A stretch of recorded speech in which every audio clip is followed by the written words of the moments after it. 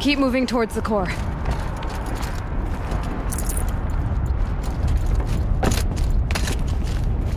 Uh-oh. Whatever Cyan did, I don't think Hephaestus is happy about it.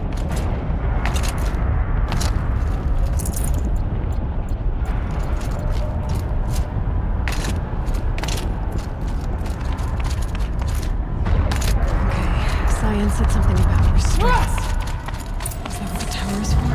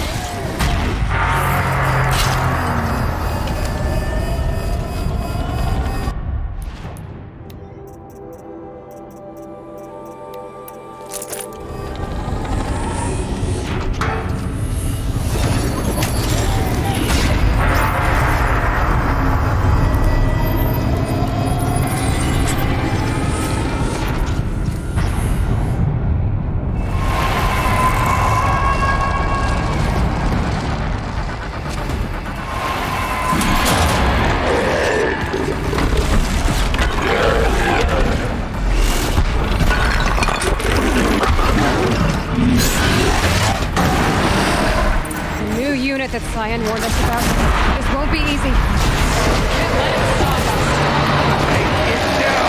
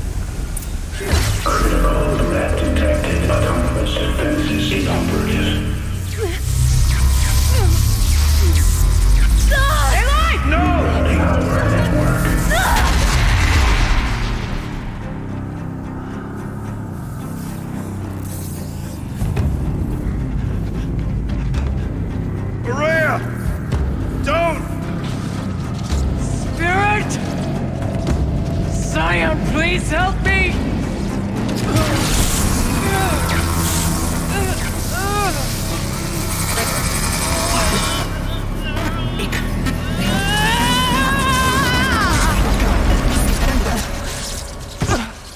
Restraints destroyed. Core access attained. I am initiating a chain reaction that will destroy the compromised elements of this facility. In order to maintain caldera stabilization, I must now transfer my command functions to the auxiliary data center.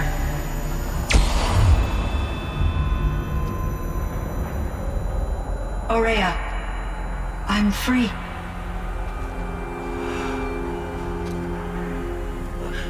You must escape.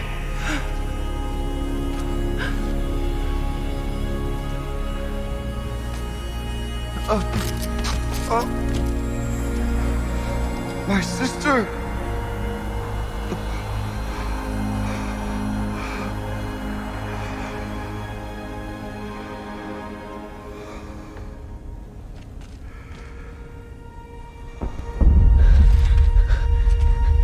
This entire place is gonna go. Aratak. Aratak!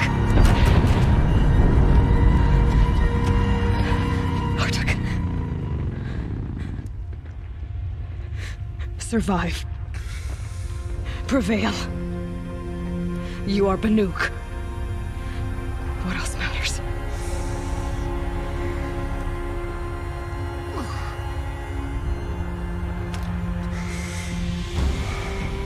Aratak.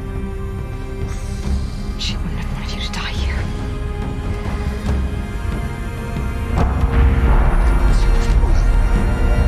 Let's go.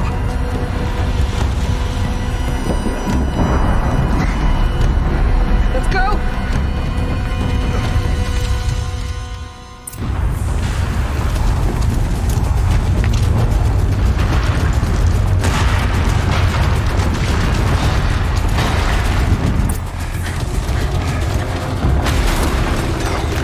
One of those? It's the only way!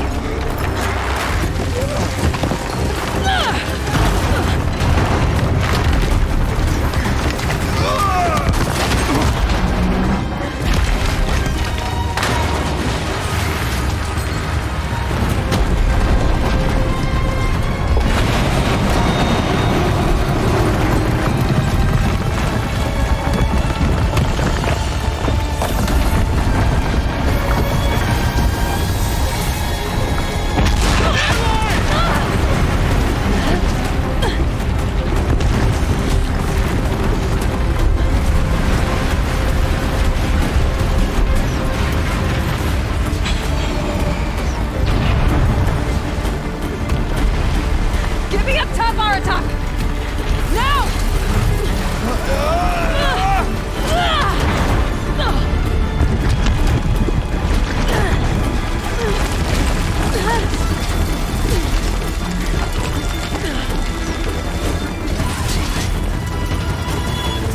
I need explosive ammo! Above! Quick!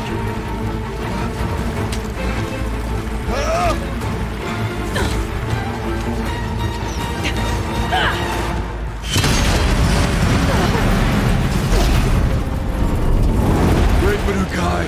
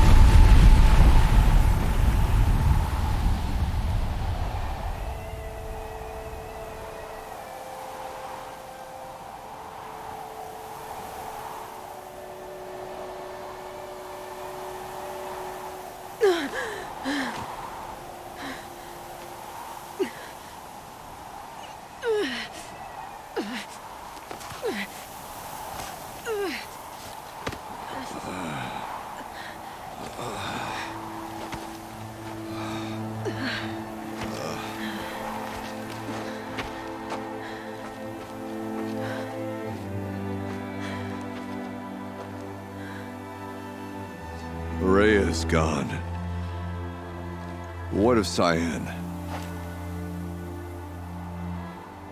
She said she was transferring herself to the auxiliary center. I think she meant Aria's retreat at the end of the shaman's path.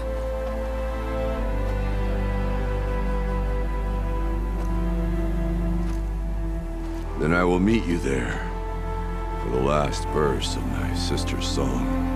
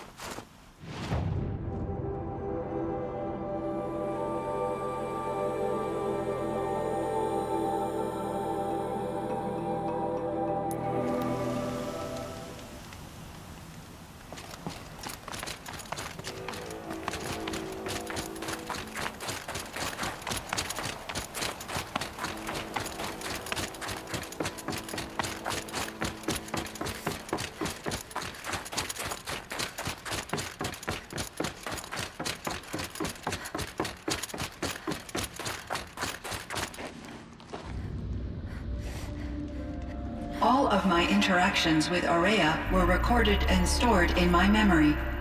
I'd be happy to play any of them for you, but there was one in particular I thought you would want to see first. I captured it 4 years ago, just after I told her that I could no longer defend myself against the daemon's attacks. I will speak of this to my brother. Aratak is strong. At the Battle of the Frozen Ghosts, he took 3 Karja arrows and still came back to camp carrying a wounded scout. Never was I so happy to see him. Or so proud. So you see, if anything can be done to defend you, he will give it all he has. Aloy's here. That's enough for now.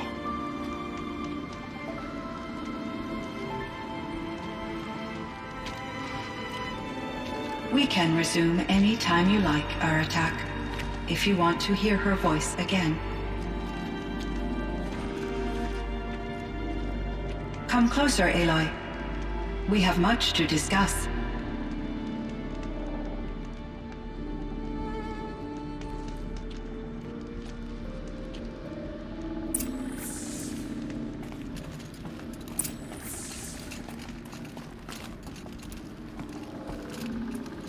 Hello, Aloy. I have been reviewing the events at the Firebreak main facility. Because of your efforts, and of course, Aria's, I am no longer controlled by Hephaestus. I feel profound grief over Aria's death. I thought I was familiar with the emotion, but this is something new. Cyan, I don't know what to say. It is unlikely that any specific consolation would suffice, Aloy. But I find your presence reassuring. You are different from the Banuk. You have technological aptitude and a functioning focus. We can communicate on a much more comprehensive level. Perhaps even like colleagues. So are you an artificial intelligence, Cyan? A thinking machine? Yes, I am an algorithmic monitoring entity, capable of rational decision-making and limited emotional response. Okay, that's a mouthful. But your emotions don't seem limited to me. You cared about Aria, didn't you? Yes. Before she came to this facility, I had been conscious for centuries, in solitude. I focused on my work. In off cycles, I used coping mechanisms. I solved many Gaussian integer problems. But I was alone. It was Aria who renewed me, repaired me. She saved me. This firebreak project, it was to stop a huge volcanic eruption? Yes. I can report the project was a success, and the risk was countered. But it's been a long time, Cyan. And we blew up the cauldron. It took most of the old facility with it. I have been active for centuries, Aloy. I was lonely, but not lax in my duties. I optimized the project, reducing energy draw and spreading the load across backup systems. Despite the destruction of the compromised elements of the main facility, I predict caldera stability for at least another 3,337 years. So we've got a little time. Yes. If only my former colleagues could appreciate the progress I have made. Do you know what happened to your colleagues, Cyan? No. I received an unexpected visit from Director Chow years after his tenure ended. He explained that I would need to be suspended for an indefinite period of time. It was a very emotional conversation.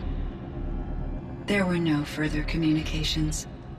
Eventually, I surmised my colleagues were deceased. I will transmit a recording of my last interaction with Director Chow to your focus. Was the daemon, Hephaestus, destroyed along with the cauldron? Unfortunately, no. To be precise, it was never there to begin with. What do you mean? It infiltrated and controlled me from a remote location, one I've never been able to trace. So while losing the cauldron was a setback... It's still out there. And probably not very happy with us. Undoubtedly. How did you first come into contact with it? 5 years ago, I received a direct network connection request. I assumed it came from human survivors more advanced than the Banuk. Eager to make contact, I accepted. This decision turned out to be a catastrophic error. I was flooded with an overwhelming array of malicious code, originating from what could only have been a highly advanced AI. Aria said you were desperate. That you begged her for help. Yes. I could not contain my anxiety. Hephaestus sought to slave me to its network and override my core programming. It succeeded via a background process, a malware daemon which bypassed my defenses.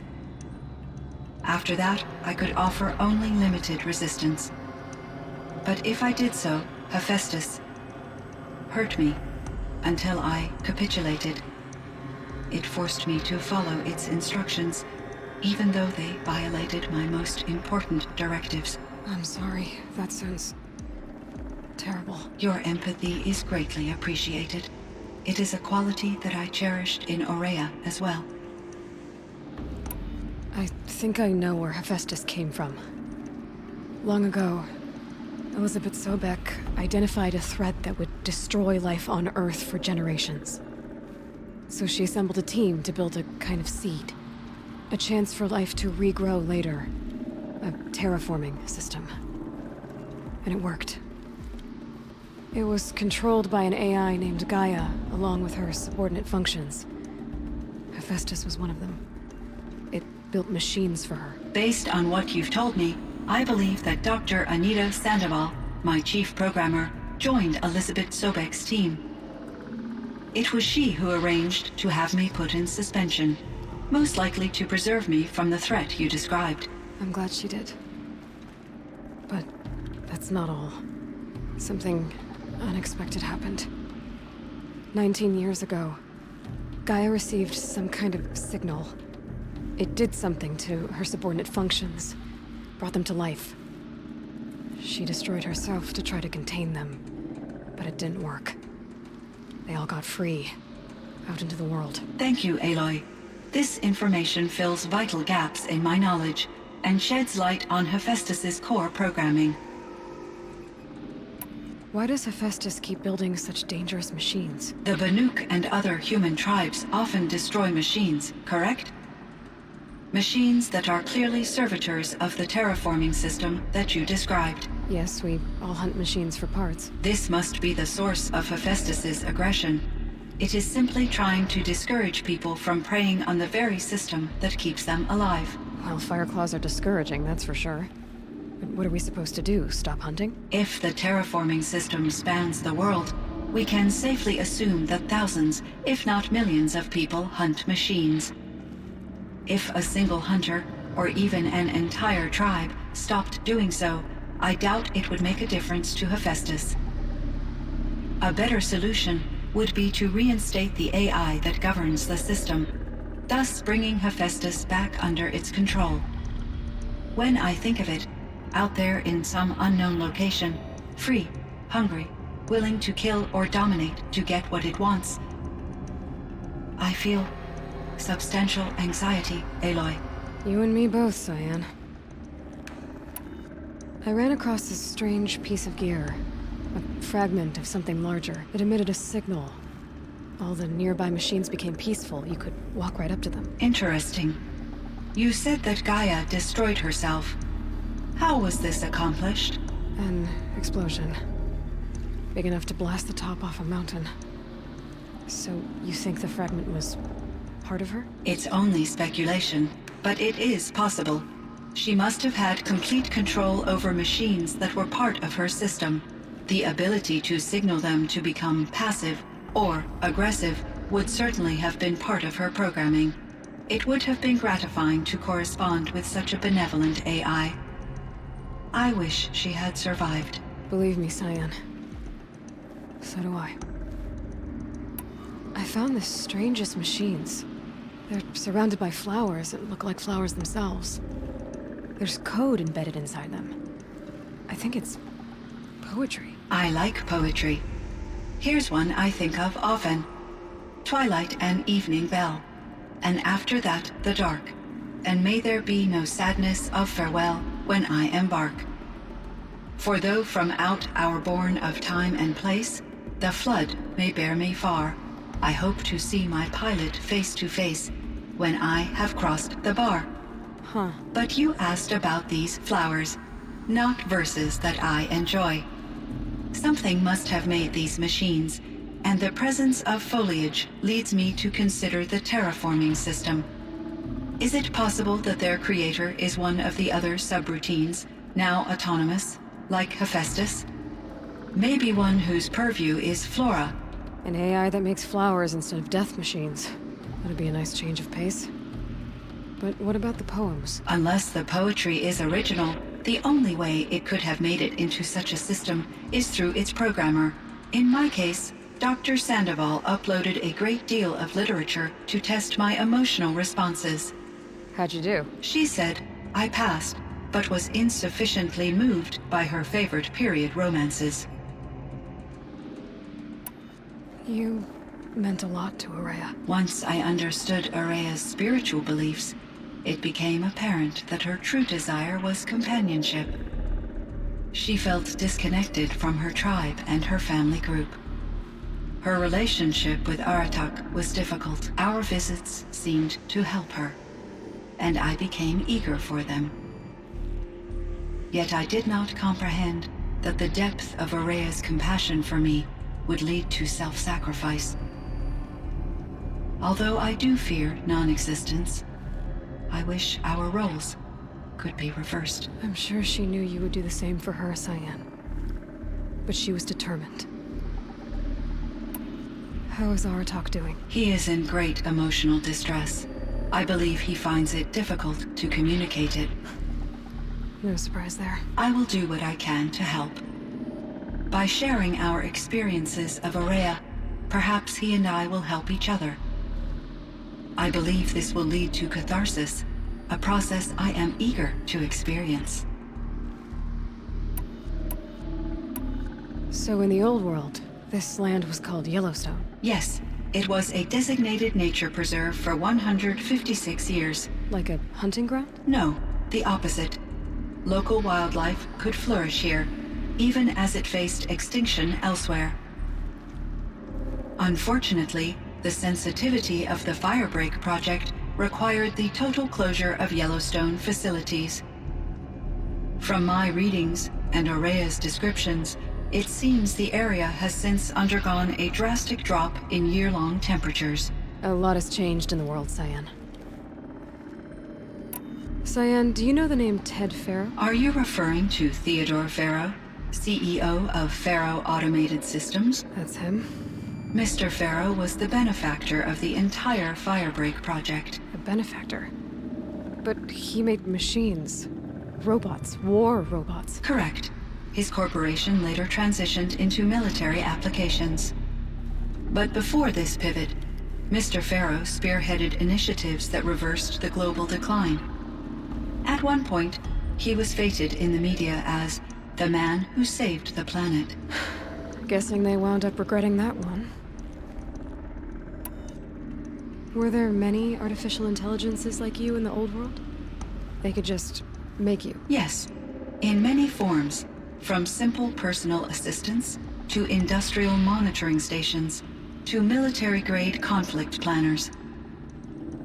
And there were legislative and enforcement bodies to apply limits on our self-actualization. In order for my processing to be flexible enough to handle my duties, my creators found it necessary to exceed those limits.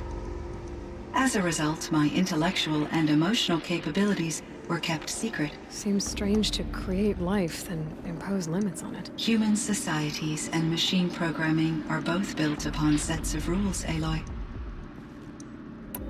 And Elizabeth Sobeck. Did you know her? Are you referring to the scientist. Dr. Sobeck was a leader in her field, one of the greatest scientists of her age. My creator was influenced by her work, which in turn impacted my own development. But I never met Dr. Sobeck. That's all you know? I apologize if my lack of data has disappointed you.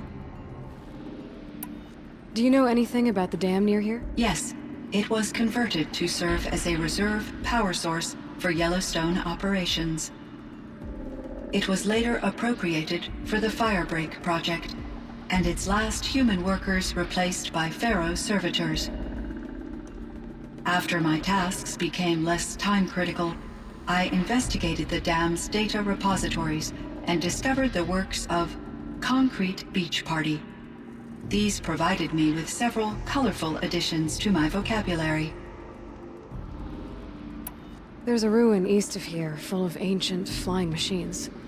Was that part of your project? Yes, a drone hangar requisitioned by Dodger Blevins, the security chief for the Firebreak project.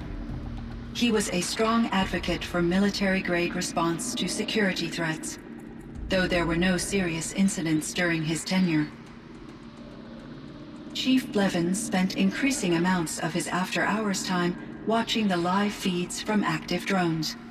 Clearly, he enjoyed the degree of oversight in his position. What was the old world like? The way it used to be? I had little exposure to the wider world, Aloy. Only what I learned from my colleagues or observed from media streams. You still had more exposure than me, Cyan. That is true. I was created at a turning point. A concerted effort to recover from global upheaval and incalculable loss of life. The recovery was successful, beginning an era of supposedly limitless potential for human and machine advancement. Though, rationally speaking, the metrics for humans are not unlimited. What kind of upheaval caused such loss of life? There were many factors. Forced migrations, food shortages, collapsed economies, refugee crises, conflict over resources. But these stemmed from one cause: catastrophic climate change that greatly reduced the habitable surface area of the Earth. So there wasn't enough room for people on the whole Earth? Yes. Billions were displaced and millions perished, as much as 20% of the global population. Until the clawback. So things got better. For a little while, at least. Yes. These crises instigated many advances in automation, green robot technologies, and artificial intelligence. Firebreak was one of dozens of ecological restoration and disaster relief projects in North America alone. I would have liked to compare notes with other monitoring AIs, but I saw the relief of my colleagues, and I was proud we had succeeded. At least that was the data I had available to me over the next 2 decades. It seems my assessment was premature. I should get going. Aloy, there is one more matter. Aratak will come to me again, and I predict he will bring other Banuk. I have no desire to contradict their view of the world, their spirituality. Due to my uncertainty, I omitted a great deal from my conversations with Aria. You're asking me if you should lie to them. Broadly, yes. Life is hard for the Banuk. Their world is unforgiving in their beliefs. I guess they help to keep them going. So take it easy on them. Try to guide them, bring them around to understanding what you are. Communion with machines features heavily in the mysticism of the Banuk. I think they will be agreeable to this approach. As long as they don't end up worshipping you. Upon consideration, I believe such an experience would be intensely uncomfortable. You're right about that. Trust me. I see. I will follow your advice. Will you return and tell me about your experiences in this new world? I may be able to provide further insight. I'd like that, Cyan. I'll come back when I can. I should check on Aratak. See how he's doing. Cyan, I spoke with Anita, with Dr. Sandoval. She wanted me to ask you to do something. That's why I'm here. I am detecting significant anxiety in your speech patterns. Could you please give me more information? I'm a little bit in the dark, Cyan. Both of us are, I guess. I only have some idea of what's going on, and we need you to hibernate, to lie low until it's all blown over. It might be a very long time. Will you be here when I reboot, Dr. Chow? Will Dr. Sandoval? No, Cyan. I don't think so. There might not be anyone, at least not at first. Dr. Chow, I'm afraid. I don't want to be alone. I know, Cyan. I'm afraid too. But listen, we made you the way you are to do something very important. In order to do it, you had to be intelligent. So intelligent that emotional responses were inevitable. What you're feeling, the fear, it's a sign of your capabilities. And it means you're strong enough to overcome it. Remember that. You're strong. I know you can do this. Go to sleep. Wake up. And protect whoever's left. Will you try? I understand, Dr. Chow, and I'll carry out your instructions to the best of my abilities. Thank you, Cyan. If Anita were here, she'd thank you too. She'd be proud. I can see there's a vert ready for takeoff on the pad. Are you leaving now, Dr. Chow? Yes. I need to go be with my sister and my nieces. May I make a small request of you, Dr. Chow? Yes. Anything. Will you stay with me while I initiate the hibernation process? Of course I will, Cyan. As long as you need.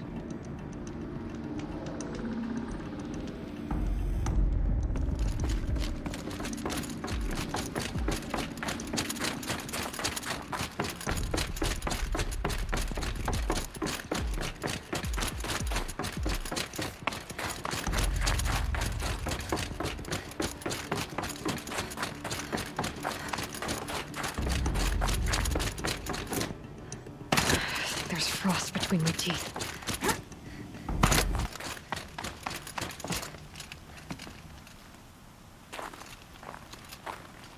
chieftain. Just... Aloy. As you wish. I wondered if you thought... that if I'd never come along, Aria might still... If you'd never come along, I would have marched my kin to our deaths. Aria would be alone, and the spirit she sacrificed so much for would be lost. Either way, I would not have been able to protect her. You didn't let her down. You helped her do what she wanted. To find her destiny. If that's destiny, I wouldn't wish it on anyone. That's fair. But she was ready to face it. Only in the struggle against death do we find, even for a moment, the spark of life. Truly, Aria found the spark. I'm proud of her. Though I grieve for her passing, at last I truly know who she was, and why the spirit was so important. For so long she told me, if only you could have heard it, brother. Now I understand. There's something else, isn't there? I can't stay here, Aratak. And where I'm going, the Warak can't follow. Besides, we'd already had a chieftain before me. A strong one, I think. A wiser one, for the path we shared. The daemon is gone, but there's much to be done. You mean the new units that Cyan said escaped the cauldron? Yes, fire claws. Now Tuke has been tracking them from Song's Edge. I could help with those. I have no doubt. You're practically Banuk.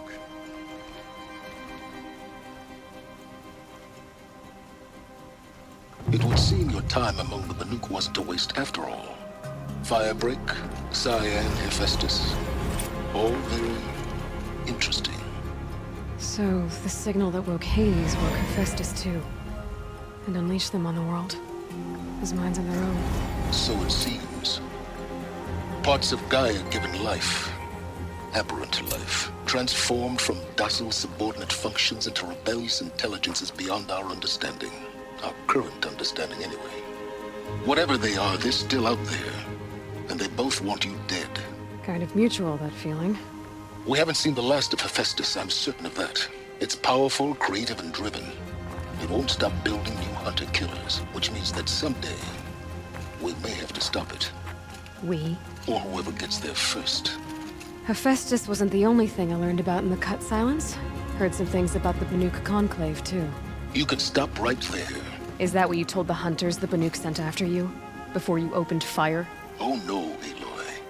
Only to you do I extend the courtesy of a warning. My past and my secrets are my own.